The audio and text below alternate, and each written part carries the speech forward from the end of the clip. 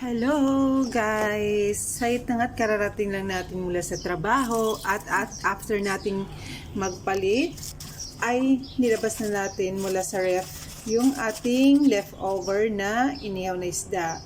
At dahil hindi pa nga malambot guys ay nilagay ko muna sa low fire at nilagay ko ng konting tubig at pinakuluan for steam only para lumambot yung isda. At after nga dyan guys, habang hinihintay ko lumambot ang isda, ay inihanda ko na rin ang ating gagamitin panghalo para sa lulutuin nating tortang isda. So, naghiwa muna nga ako dyan guys ng sibuyas. Siyempre, hindi naman siya totaling maliliit talaga. Yung tamang size lang. And then, after nyan guys, naghiwa na rin ako dyan ng carrot. So, ang halo ko lang naman dyan ay carrot, sibuyas, isda, at saka itlog. Yan. Gaya-gaya na nga at ang ating isda ay malambot na. So, hinimay na nga natin ang ating isda guys upang tanggalin ang buto. Ang kailangan lamang natin dito sa isda natin ay ang laman. So, tinanggal natin yung mga buto at ang balat. So, hiniwalay nga natin dyan guys.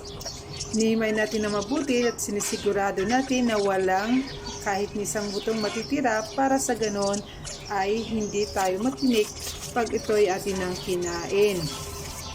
At tapos nyan guys, yan dinurog ko muna ng konti, hindi naman talagang durog na durog kundi katamtamang himay-himay lang kasama ng paghalo ng sibuyas. Yan.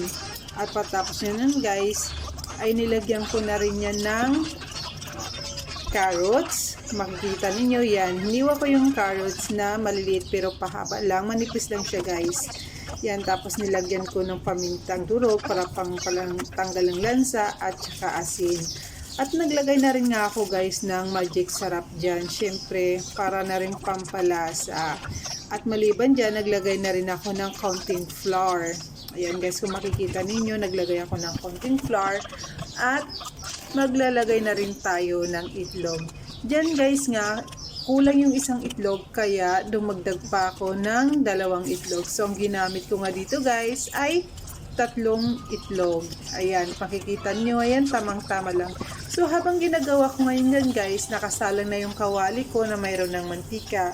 So pagkatapos nga halu-haluin at tinimplahin ng ating torta ay saka natin siya isalang sa kawali na may mantika. At saka dyan ko na rin siya guys pinlatin. Para yung pinlat ko na rin siya dyan para mas mabilis na lang. Ayan. Siyempre lulutuin natin siya in low fire lang para hindi masunog. At dapat golden brown para maganda tingnan. At siyempre masarap na rin. So at yung nakikita guys, yan tuloy-tuloy lang din ang pagluluto. Hanggang sa ang ating isda ay maubos siya. So, yan lang nga guys, pakulo-kulo lang ng mantika. At syempre guys, dumagdag ako ng mantika dyan. Hindi ko kasi siya dinidip fry. Yung konting mantika lang siya. Tapos, babalik ta rin lang. At kapag naubos na yung mantika, ay ating dadagdagan ulit. Yan.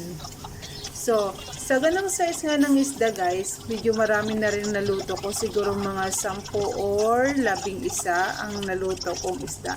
Dahil yan guys, ang isda na yan, niluluto ko na yan para aking baunin kinabukasan sa aking lunch.